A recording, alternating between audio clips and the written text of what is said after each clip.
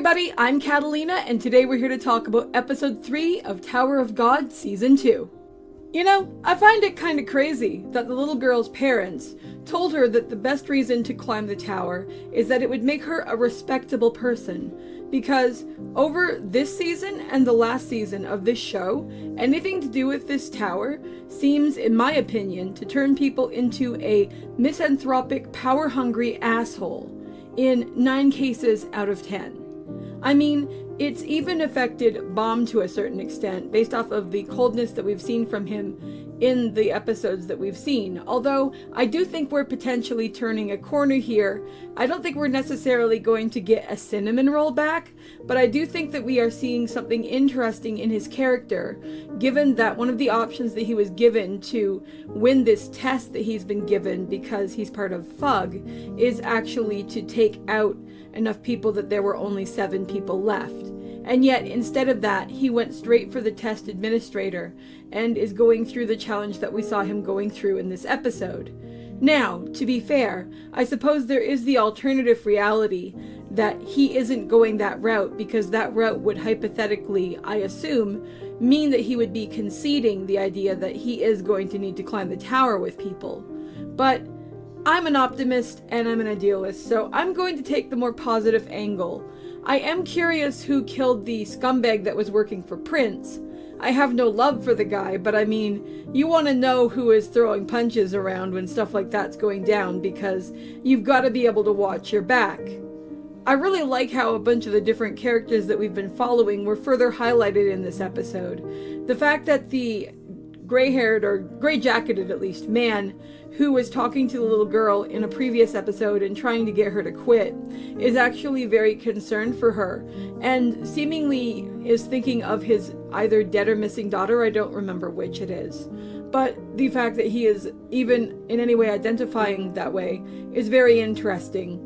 The hinted suggestion that the gentleman in the black jacket who has the red power-up when he attacks has interest in the lady with the glasses is pretty funny.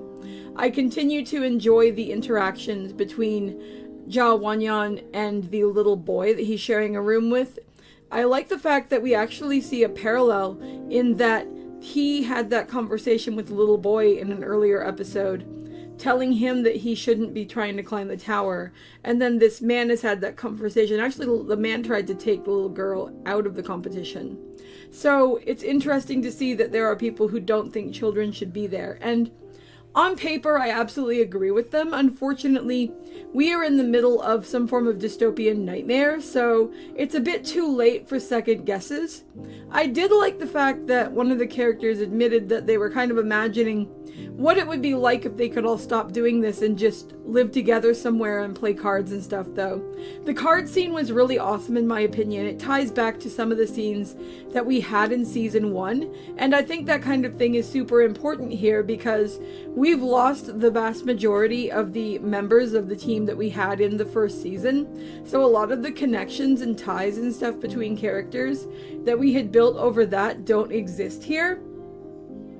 So seeing those kinds of interactions be built between these characters is equally important. I also think that it makes for a fantastic way to create contrast between low pressure and high pressure scenes, or to add an underlying current of potential darkness or stress to a low, difficulty or low anxiety scene. And that's a very interesting writing technique. We see that employed here to fantastic value. They were all deciding it was too early to go to bed. They got together, they played cards, then everybody was just getting comfortable and starting to get ready to sleep, and that siren went off. And on a side note, as somebody who watches anime with a pair of earbuds, oh my lord, that was like the sound of doom, my guys. That was so bad. I'm glad they didn't do it for very long. Most of the time when I watch stuff, I enjoy the fact that my earbuds pick things up so beautifully, but holy crap, once in a while something comes through my screen and it's just like, who thought that was a good idea? Because holy crap, was that an annoying sound. I am definitely enjoying how things are splitting up and connecting and everything. I like the fact that while I did question the respectable person argument at the beginning of my video, we are seeing a clear distinction between characters who at least have some form of decency, even if they have found themselves in this difficult situation, as opposed to characters who, insofar as we know them in the story, are just raw scum. And then you have interesting characters, like characters who would almost ride in the middle. That's kind of how I feel about that fire chick that I put on the thumbnail. Sorry, I do not have her name. But I mean, like, it's interesting how she and Baam were dealing with the entire situation and the interaction between the two as they tried to sort out what was going to happen. And she just thought she was going to, like, flat out raw violence him into submission. And that was not happening. Although I am incredibly impressed with the fact that he was able to stop her without just completely obliterating her. His overall, either unwillingness or just indifference to doing that kind of stuff to people now is part of the reason why I feel that his character is at least partially shifting. We don't seem to be getting quite the same character that we got in episode 1, where he was like 2 seconds away from like finger punching frickin' Zhao Wanyan's throat. That was like so creepy when that happened. It was like, what is going to go on here? And he was able to stop, thank goodness. But I mean, that guy was almost done in that episode. But in this episode, we see very different behavior. I am actually genuinely concerned for Baam at the end of this episode, because he looks like he's getting his ass handed to him by that administrator. And I wonder whether what the administrator has done here actually follows under a legitimate test, or whether he has actually broken rules. It'll be interesting to see whether this was legit, or whether there will eventually be consequences for what he's doing. But overall, I thought this was a pretty good episode, and there's definitely some interesting progressions that we saw happening here.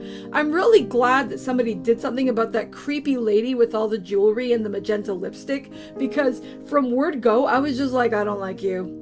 So I'm very glad someone else definitely picked up on that, especially since she seemed to be scoping out children. I mean, who knows? Maybe she was another insurance broker looking for some organs or something. I don't even want to begin to speculate on what she could have potentially been doing, but nothing about it was good, and I'm just so glad that somebody stepped up and dealt with that, because yuck.